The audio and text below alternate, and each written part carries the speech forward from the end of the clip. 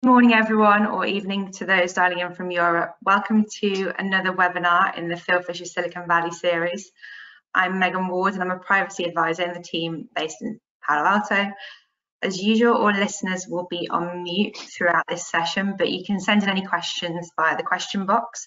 We'll try our best to answer them as we go, but if we don't have time, then we'll try to follow up with you after the session. The webinar is also being recorded and will be available on the Fieldfisher Silicon Valley YouTube channel. Our topic today is global workforce diversity initiatives, and in particular, we'll take a look at the practical challenges and risks for employers when rolling out diversity questionnaires and whether employers can apply the same approach globally. It's an area in which we in the Silicon Valley office have been receiving questions from our clients on an almost weekly basis.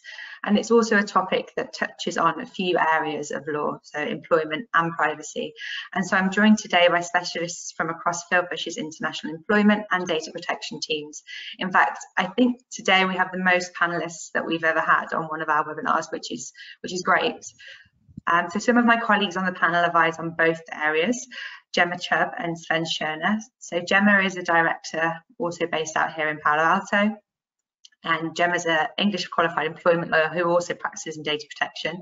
And Sven's based in our Hamburg office, again, an expert in both privacy and employment law.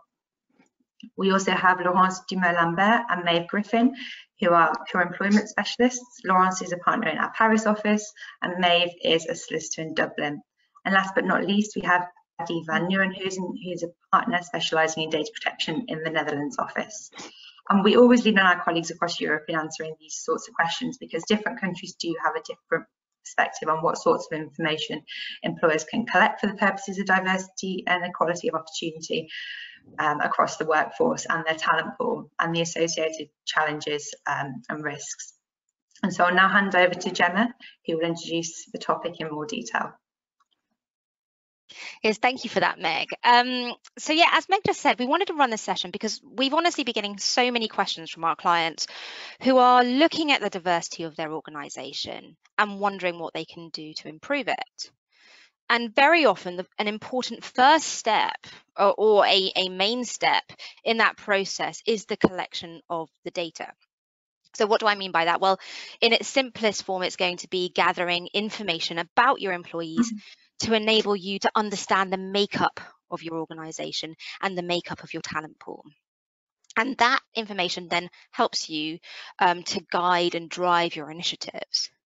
So that's when we see these questionnaires going around, whereby employers ask employees and candidates to provide on a voluntary basis information about things like their ethnicity, religion, sexual orientation and disabilities, and so on and so forth.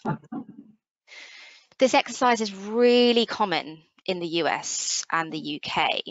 Actually, I should caveat that slightly because I'm an English lawyer, not a US lawyer, but take it from me, it's common in both the US and the UK. So to focus just on the UK really briefly, while there isn't a positive obligation to collect quite this sort of data, the Equalities and Human Rights Commission does actually encourage it.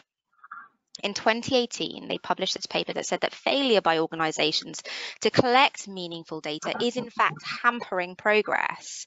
And there are many other bodies that have said the same thing. Now, for the UK, that doesn't mean there's carte blanche just to ask the questions and do what you like about the information that you gather.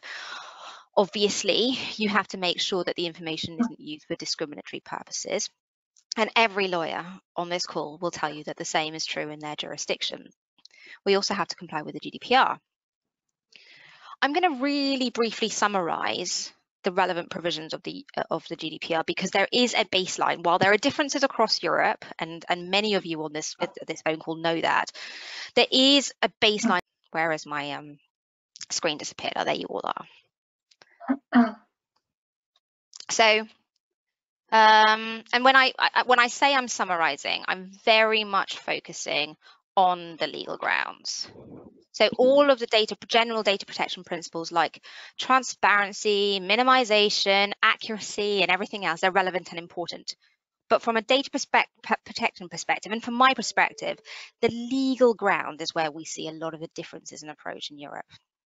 So taking that point, some of the information that you'll get when you get back answers in the questionnaires, it's special category data, what we call special category data.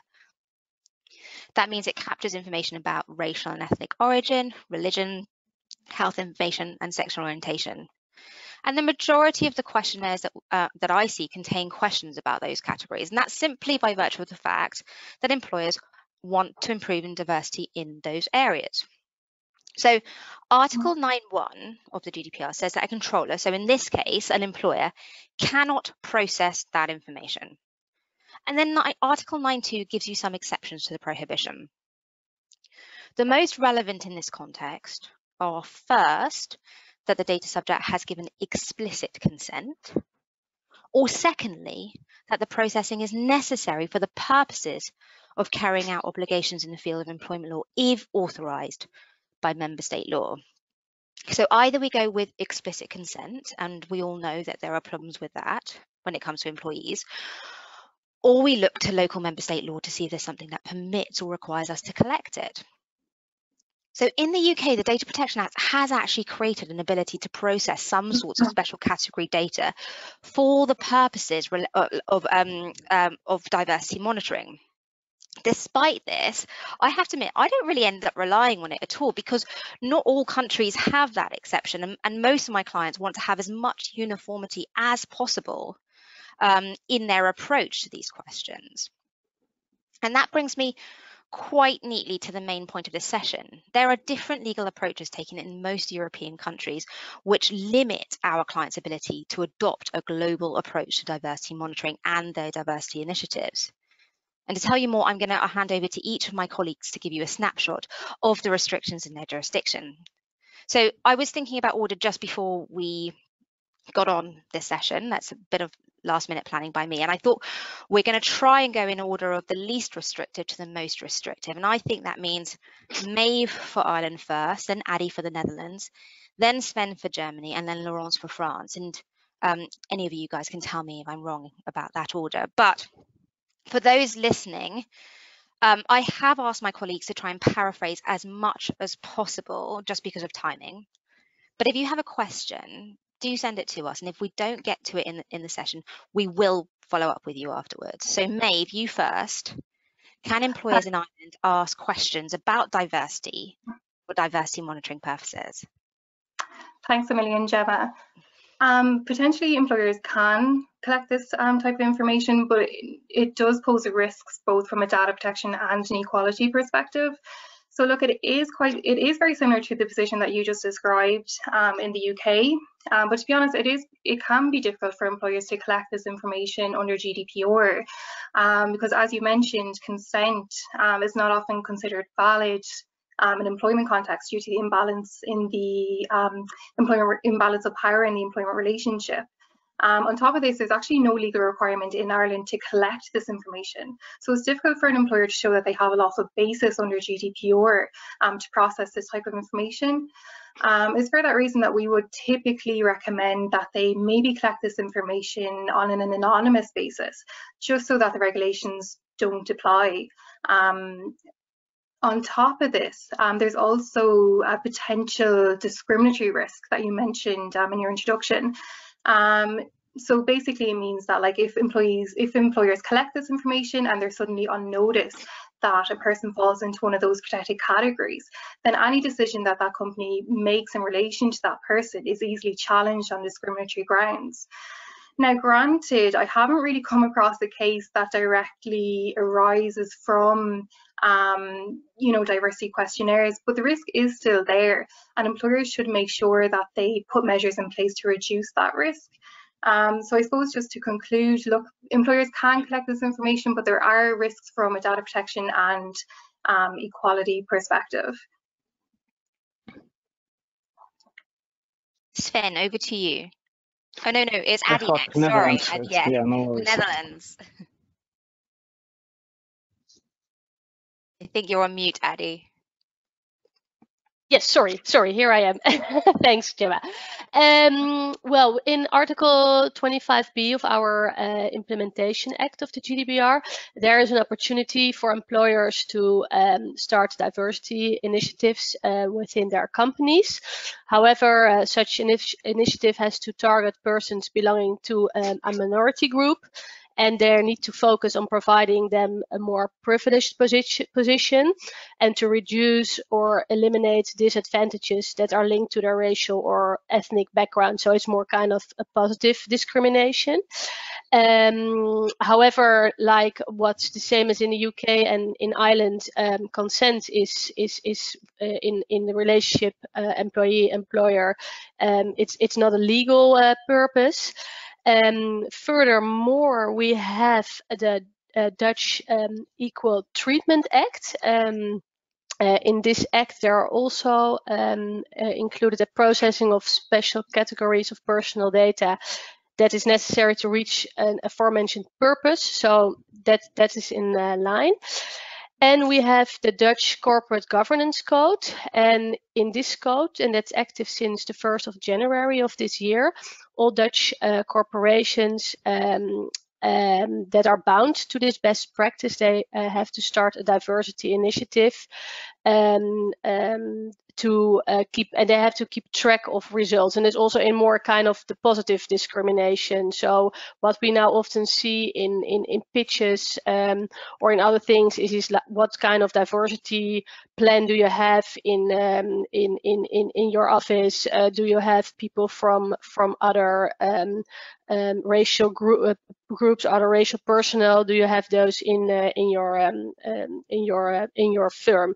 And finally, there's also guidance from the Dutch Data Protection Authority, and that's kind of stating the same, that if an employer wants to roll out a diversity initiative, that can then only be done for the purpose of granting potential employees belonging to a particular ethnic or cultural minority group to grant them a privileged position, so to eliminate these possible disadvantages. And it is only allowed if a data subject has not objected to the processing of this personal data, and it can only be in practice for a limited period of time. And there should be really an actual disadvantage, so you cannot just create a story. So this is the guidance from the Netherlands. Before we move to Sven, just a quick question for both of you. This point about consent and it being problematic. The position that I take in the UK is, if it is truly voluntary, then I think consent can work. So if all our messaging is saying you do not have to answer this, and you will not be subject to any detriment, employee, if you don't answer it, can you get comfortable from a legal perspective on consent on that basis? If it's truly voluntary, then yeah, I mean, a company could rely on consent as a lawful basis once it complies, of course, with the other principles of GDPR. Now, I would just caveat that by saying it's generally not really done in Ireland, so it's not really culturally accepted. But I mean, of course, for the right reason, if an employer wanted to do it to improve their diversity in the workplace, then yeah, potentially, yeah, they could rely on consent if it truly is voluntary.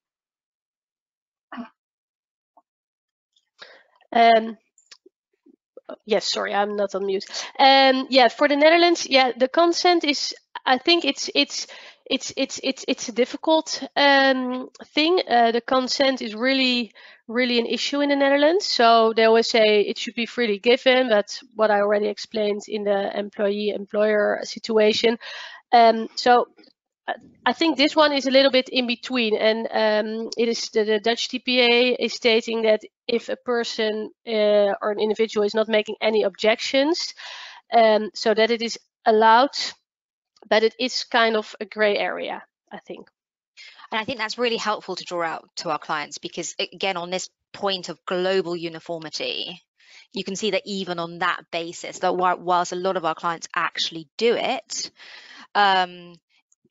you potentially should be looking at different sorts of notices and the underlying kind of explanation of your underlying legal grounds in each country. Let's move on to Sven. Yeah, and I think we're taking a quite restrictive view here in Germany. So the legal framework seems to be very similar to the Netherlands. So we've got GDPR, German Federal Data Protection Act, and Equal Treatment Act. And as a rule, the employer may only collect information that is in fact strictly relevant for the specific role. And that's also why questions, for example, about ethnic origin are always prohibited. On the other hand, there are some information that may be collected, for example, disability information, because employers with more than 20 employees here are legally required to employ disabled employees.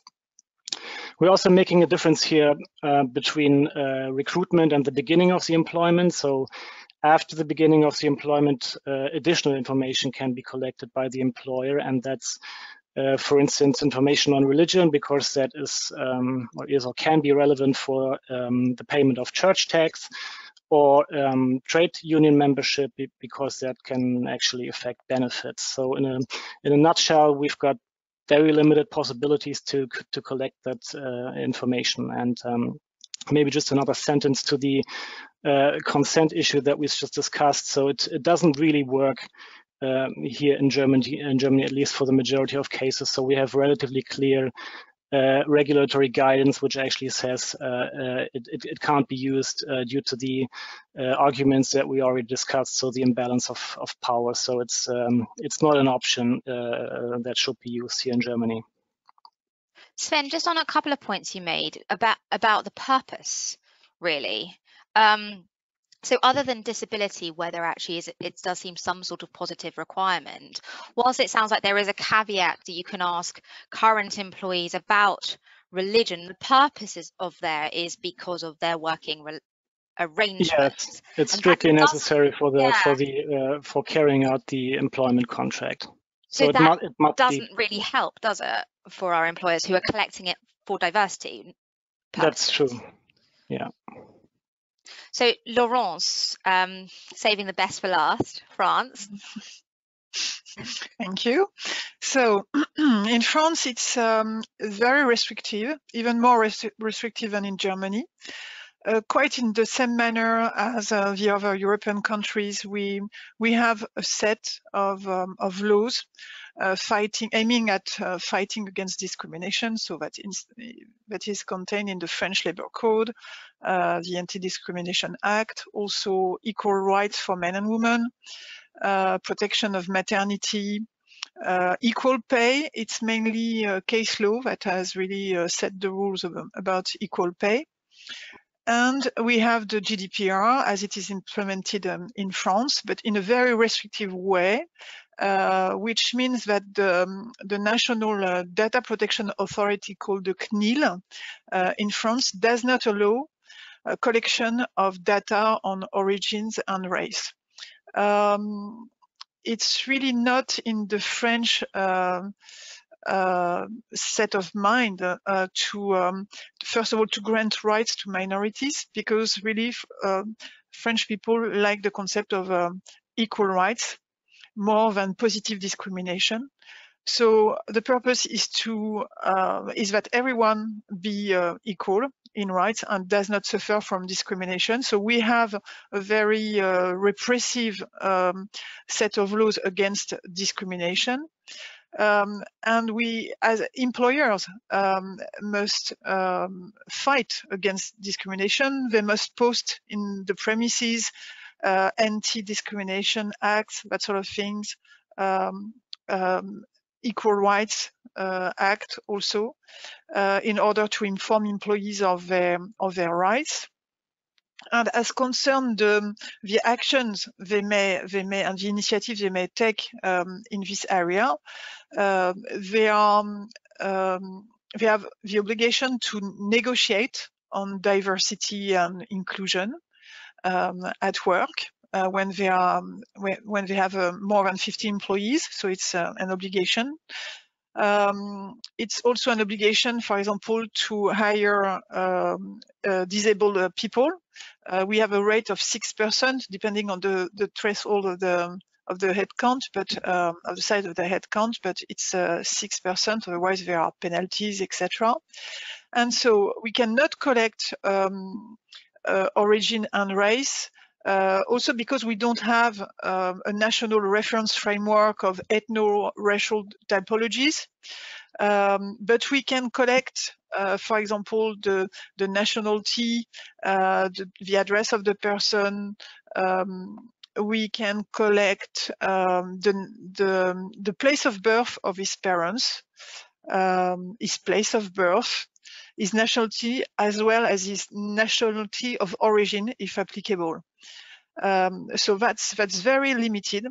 And as concerned the consent, it's not admitted here in France. It's not because you are asking to the employee to volunteer to give this sort of data, like race or origin, that it's lawful. So it really has to be made for the sole purpose of fighting against discrimination. Otherwise, it's not admitted.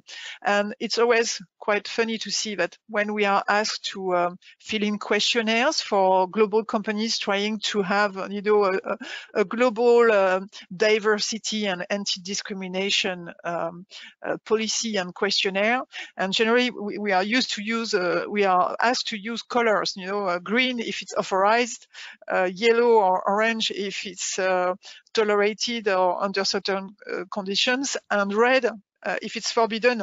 And generally in France, the questionnaire comes back all red, highlighted in red in most on most boxes. So how do we manage without being able to measure origins and ethnicity? There are other means of doing it, and the Data Protection Authority has issued 10 recommendations, 10 tips for employers on its site. For example, using questionnaires and studies on the feeling of discrimination. Do you feel discriminated? And it's really made in a very collective way. Also, employers with more than 50 employees must calculate and publish their gender equality index every year on March 1st. It's an index based on 100 points, calculated from 4 to 5 indicators, depending whether the company has fewer or more than 250 employees. And for example, you have the gender pay gap, the spread of individual increase, also the parity among the 10 highest remuneration. You have to state for the top 10 remuneration if it's a female or male, which is really a good indicator to see if women are present in the top 10 remuneration, for example. So this is quite new, and this was introduced some time ago. And also from if employers want to have more initiatives on diversity, they can also try to get the diversity label, which has been created more than 10 years by the National Association of HR Managers. So they have to have a diversity policy. Well, there's a list of conditions to obtain this diversity label. Thank you, Laurence. And you've picked on a couple of really interesting points there. I think one that's most interesting to me is this, the different culture and the different ways of dealing with it. Because as I said at the beginning, all of our countries have rules on not discriminating against people. But that doesn't mean that actually our employers or kind of institutions have managed to make sure that there is true diversity and inclusion. And I think that's a different point, because just because someone shouldn't be discriminated against doesn't mean it doesn't happen. And then that's, from a UK perspective, what increasingly people are trying to address. And it might not technically fall within the kind of definition of positive action, or for for the US audience, affirmative action, but it does involve a certain degree of looking at what your current practices are to make sure that you can improve that diversity, even if it doesn't technically fall, even if what you're doing doesn't technically fall within the definition of discrimination. You also drew on a couple of really good examples that will touch on my next question to you all, which is, does that mean, you know, if there are barriers to improving diversity, does it mean that you shouldn't do anything? Like, are there any repercussions for employers who do nothing? And Laurence, you've already given us some information. Why don't we go to Swen, Germany? Is there anything? Do employees, are they doing nothing in this area? They shouldn't, at least.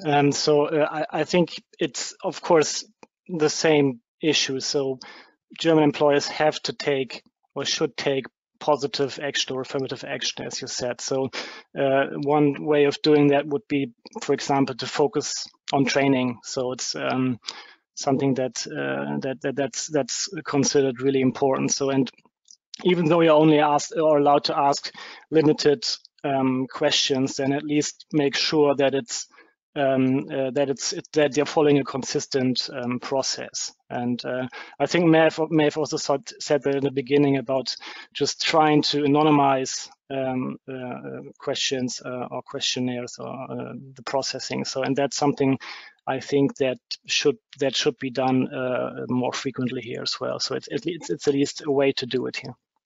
But like anonymity in itself, I mean, that's a subject of a whole nother webinar. But in these circumstances, it's quite difficult to ensure anonymity as it, you know, the technically correct and true anonymity for the purpose of data protection legislation.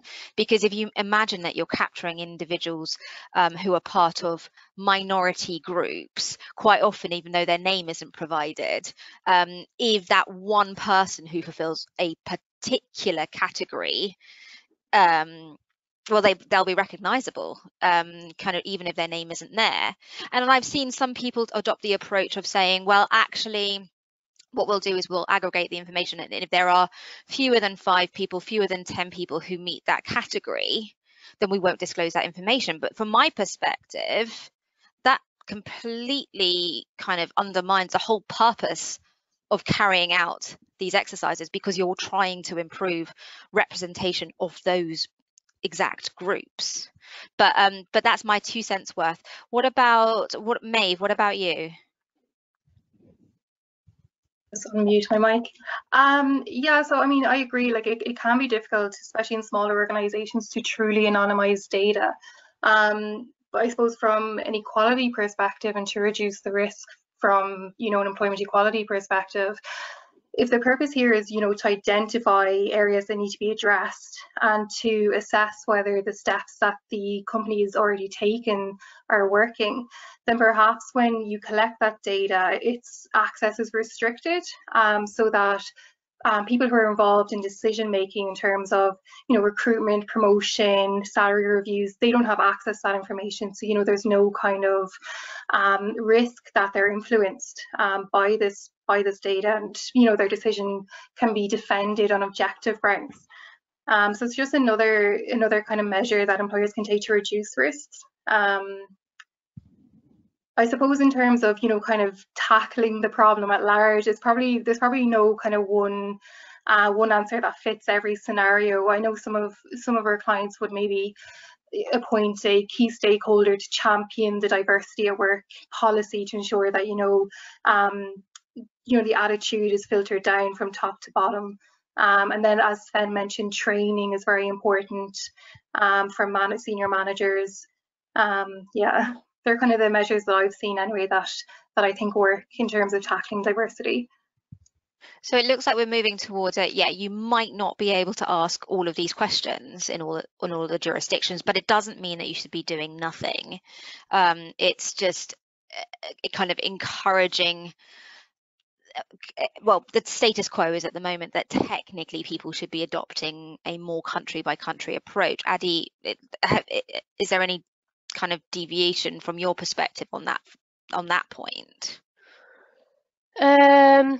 Yeah, well, I think what I already mentioned is what we see in the Netherlands, that there is kind of, yeah, the companies are focusing on the diversity with all the restrictions and all the measures they have to take into account, like what Maeve and Swen already mentioned. But from more a corporate governance code, there should be like a positive discrimination, and that's, I think, what companies are really focusing on now, taking measures and within the law what they can do, taking that into account. So yes, that's what we see.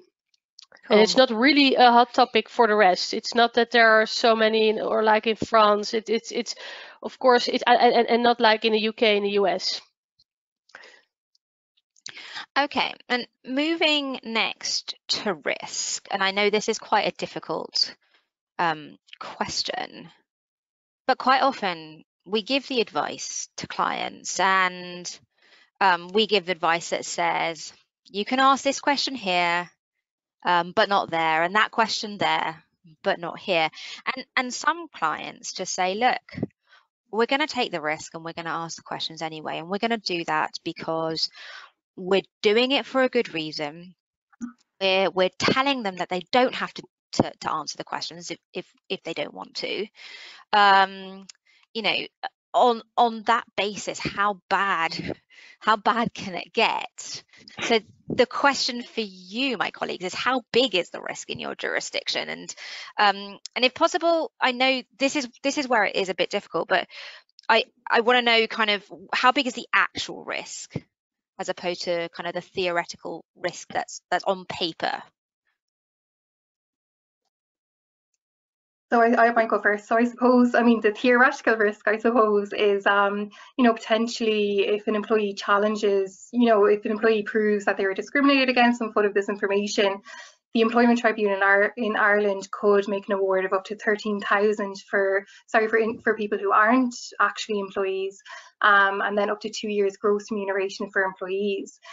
But I suppose in practice, and I did search in preparation for this webinar, and to be honest, I actually didn't come across a case related directly to diversity questionnaires, but I did come across a number of cases similar to this. So it does show a precedent, and it does show that employees are willing to take these kind of cases.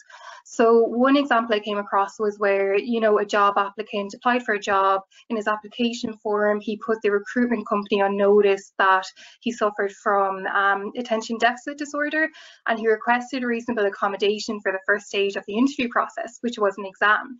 So the recruitment company decided not to provide the reasonable accommodation, and the Employment Tribunal here in Ireland held that that was discriminatory, because once they're on notice of his condition, they failed to I suppose, properly inquire into the extent of his condition and to consult with the employee before, you know, deciding not to provide reasonable accommodation.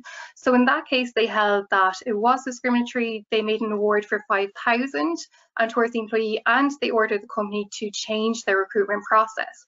So, you know, while, you know, it's not directly related to diversity questionnaires, it does show that there is a risk for companies, that they should put measures in place to reduce that risk, and that employees are willing to take these types of claims.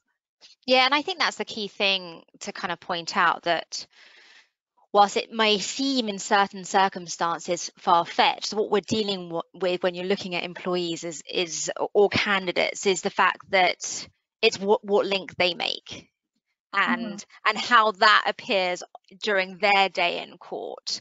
So I think, you know, I would be advising, you know, make sure, like, do all the risk mitigation measures that you were talking about earlier, like, you know, whether or not it's true anonymization, do as much as you can to separate the two processes. So kind of the actual recruitment track and an explanation that you're asking about diversity, because we want to check that you're actually targeting your recruitment in the right place, so you separate them out as far as possible.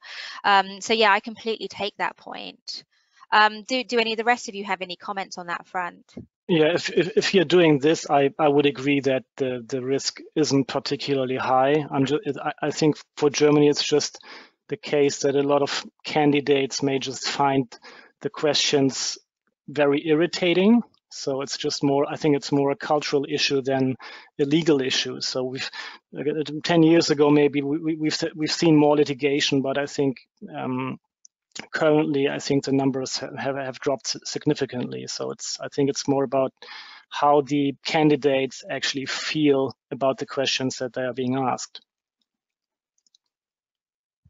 And Laurence?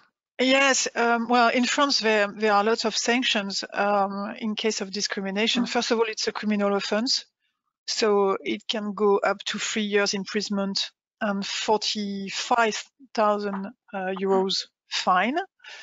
Also, that's quite a big risk. That's quite a big risk. As concerned GDPR regulation, I'm not a specialist of data protection, but I know that the data protection authority can really sanction companies to pay enormous fines. When you go on the official site of the CNIL, it's public, and you see, for example, that one company has been sentenced to 500,000 euros recently because we were in breach of data protection. So it's also, name and shame. So you have a criminal offense, you can have be sentenced to a very high amount of fine by the data protection authority. And also, as concerned employment law, if you terminate an employee and commit a discrimination because it's clearly you see that there's been a discrimination by the age or something like that, then the dismissal will be held null and void by a labor court, and the employee can get damages, of course, to compensate the loss he or she suffered. And those damages are not capped, whereas for dismissal without cause, we have a grid of damages, and we have a maximum amount of damages, that is 20 months. But this grid of damages is not applicable if the dismissal is deemed to be discriminatory. On the criminal risk in particular, Laurence, are you aware of any kind of action having been taken at a criminal level kind of as a result of this sort of question? So someone asking about ethnicity, an employer asking about ethnicity for the purposes of their diversity monitoring. Like, are you aware of the action having been taken? Oh, certainly, but it's not. I'm not aware of it. Maybe because there is not a lot of communication around that. And also what I know from my practice is that as soon as you feel that there has been some kind of discrimination, you negotiate. You negotiate a settlement agreement with the employee, because obviously you don't want to go down that road, and you want to settle the case as much as possible. So there are few cases that go to courts in terms of discrimination, but I know that they are. I mean, we can read from newspaper, etc., that from time to time people are sentenced based on discrimination. But for employers, most of the time the cases are settled before, instead of going to court and have a long litigation. That's generally the best option. And just so that I'm crystal clear, there's the discrimination angle. Yeah, I completely get that. But the first point is it's a criminal offence separately to ask the question. There doesn't, and because it's criminal, I'm assuming you don't need to show the outcome that is discriminatory. It's just if you ask the question, you're at risk of a criminal offence.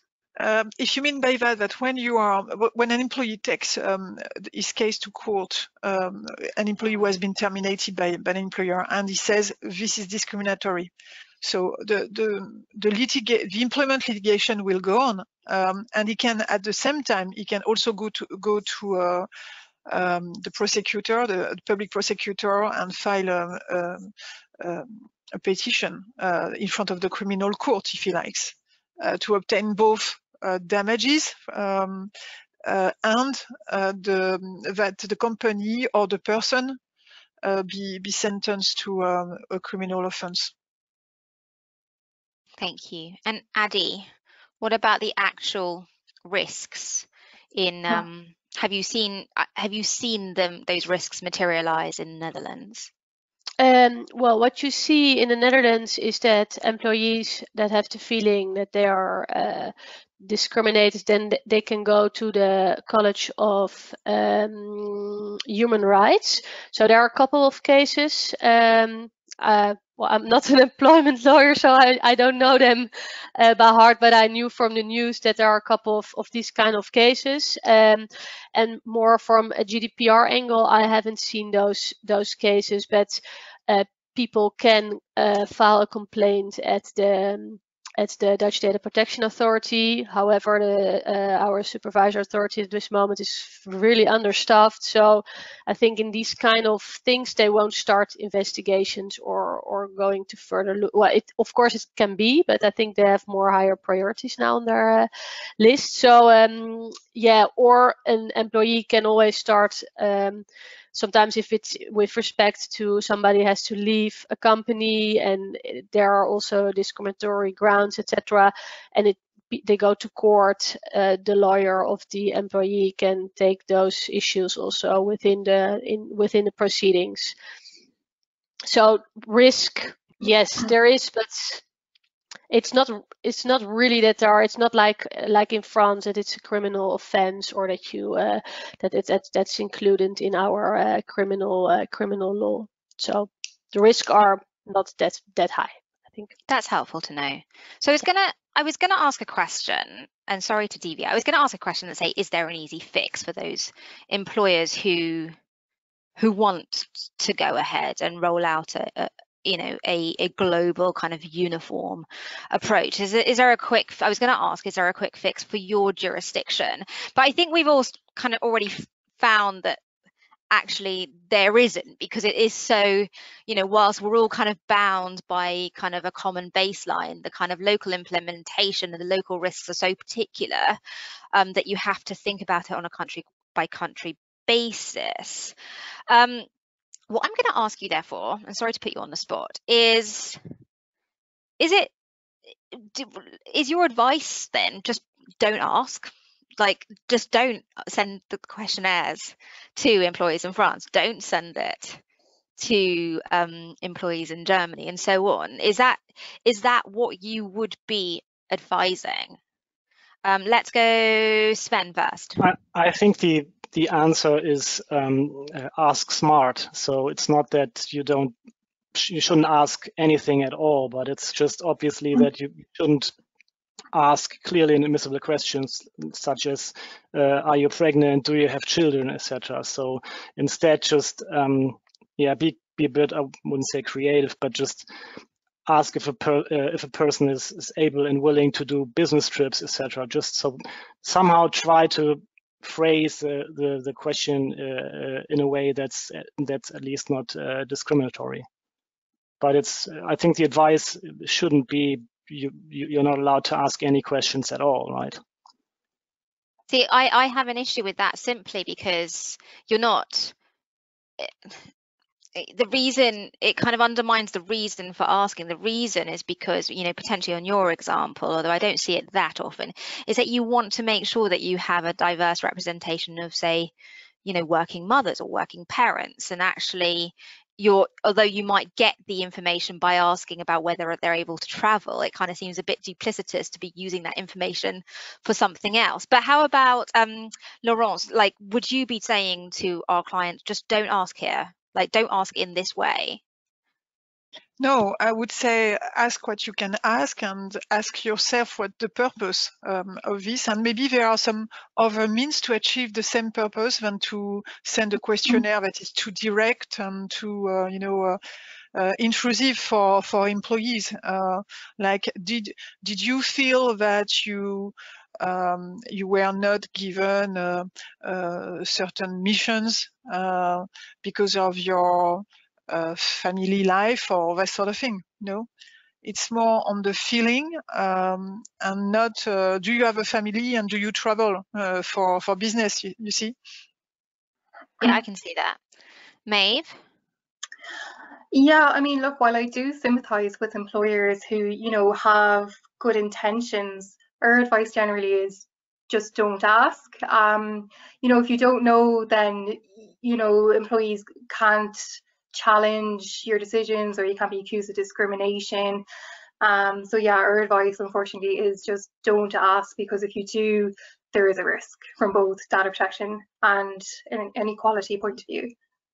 And Maeve, again, sorry for putting you on the spot, but I do know that the Irish Equalities Commission takes a kind of similar line to the Equalities Commission in the UK, and that says collect the data. Like, how does that reconcile? Is it basically like we can see why, but there are inherent risks, and at this stage in time, we advise you don't take those risks? Yeah, to be honest, I'm not familiar with that guidance from the Irish Data or Human Rights Commission, but I mean, maybe I'm just being a cautious lawyer and I'm just advising of the risks. But look, there are risks there, and once an employer collects this information, you know, they are on notice. So it's really up to them if they're, you know, if they're going to accept that risk, and then, you know, to put measures in place to reduce their exposure. But our advice is just, you know, don't collect it. And look, if they insist on collecting it, just make sure you put measures in place to reduce that risk. And just to jump in there quickly, because I think that leads on nicely to one of our listeners' questions, is if we can't measure by collecting the data, then how can employers show progress? My sentiments exactly. Sorry, another on the spot one. Yeah, I mean, again, it's just looking at, and I think Laurence probably touched on this earlier, it's just looking at other ways that you can collect this data. Look, can it be collected on an anonymous basis, and can you show progress in that way? Can you maybe, I'm not sure, like maybe appoint a diversity group who, you know, the access to that data is restricted to that group, and they can, you know, assess the progress, and decision makers don't have access to that information. So it really reduces the risk then from an equality point of view. But yeah, I don't think there's a one size fits all answer, but I think just in each case, you just have to look at how can you reduce those risks. Addie? Yeah, I think for the Netherlands the same applies as for the other what's already mentioned for the other countries. So I think there is a risk. I think it's not that companies should not ask should not be forced not to ask everything, but also be creative. And if it's kind of to get people into kind of the positive discrimination, then it's allowed. So I think you should keep that really in mind, that it's just to get people away from disadvantages. So just that they are better, become better, or it's better for their position. So then you can ask these kind of questions. Okay, so I think where we've ended up is it's incredibly problematic to adopt a one-size-fits-all. Yes. One last question, and I do want to try to leave a little bit of time, Meg, if there are questions, and let me know. But one last question I have is moving away from the kind of strict kind of legal issues, is kind of looking at the practical. Just imagine for a moment that our clients kind of ignore your advice. I mean, who would do that? But just imagine that scenario. Is there any practical points that you'd like to make about those types of questionnaires? And so to give you an example, like one thing that I often say is like questions about veteran status don't really translate in the UK, mainly because it's not a protected characteristic kind of under English employment law, and it's not really a kind of a group that employers typically concerned about kind of ensuring equal treatment of. Are there any points in your jurisdiction that you'd say, look, aside from the law, just simply on a practical questions, like look at your questionnaires, make sure you or your vendors are kind of considering this in our jurisdiction? Yeah, so just kind of adding to the point that you made, I suppose, Gemma, in Ireland, being a member of the traveller community is a protected characteristic that I don't think exists in other jurisdictions. So just kind of bear that in mind in their questionnaires as well, that either, that option is provided, or there's a comments box or something that someone can just kind of include additional information if it's not, if that option isn't there in their questionnaire.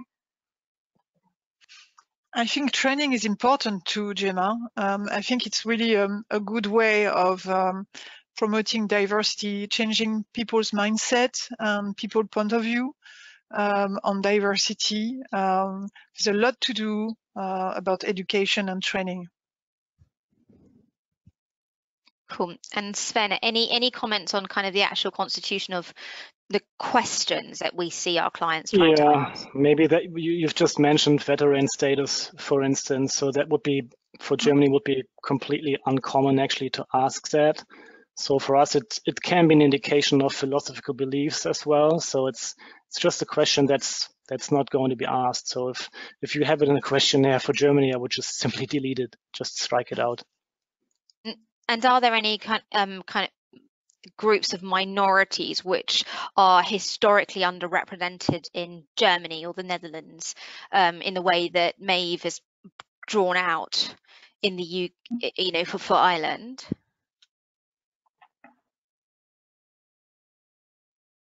The answer can be no. No.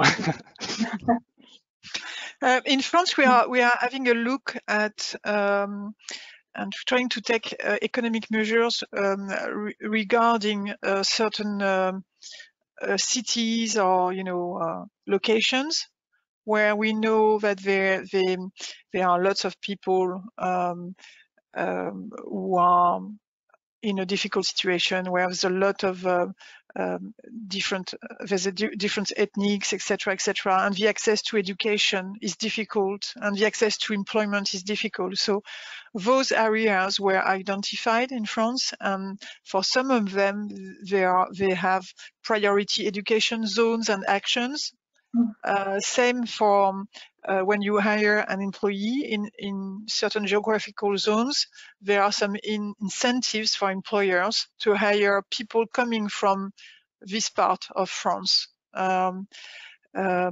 It's proven successful. It's really a good way, because if you combine an incentive to hire someone coming from this city, this part of a city where there's a lot of people who are poor and uneducated, etc., and you combine this with education actions, training actions, it works. I think that's a really good point, and it kind of reminds me of the what we used to refer to it in the UK many years ago as the milk round. So or before there was so much kind of online recruiting, that at the universities there would be these fairs, and where employers would go and kind of encourage people to sign up to their graduate recruitment schemes, but obviously they would hit the typically kind of big, well-known and well-heeled universities, and that results in a disproportionately large number of white upper middle class applicants for their jobs, which kind of leads to the perpetuation of the problem of lack of diversity in an organization. So employers in that sense started looking at other areas, other universities, other schools, and going further and further back, I'd say. And it's kind of, I think this probably brings us quite nicely to an end. And Meg, if there are any questions, perhaps we have a couple of minutes, but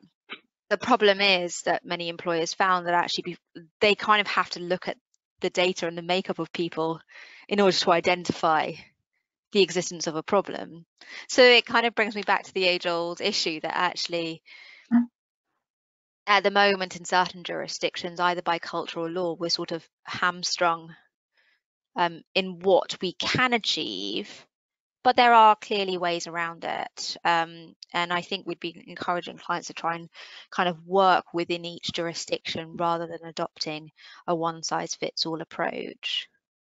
So Meg, on that note, are there any questions that have come in? I think looking at what we've covered over the last hour, that they've all been answered, but if there are any outstanding questions, please do get in touch with us afterwards. And as I said, the recording will be posted on YouTube. You can search that on our Fieldfisher Silicon Valley YouTube channel shortly after the session. And as I said, if there's anything else that you think of, please do reach out. So thank you all for joining, and thank you very much to all of our panelists. It's been a really great session. Thank you. Thanks. Thank you. Thank you very much. Thanks. Bye. Bye.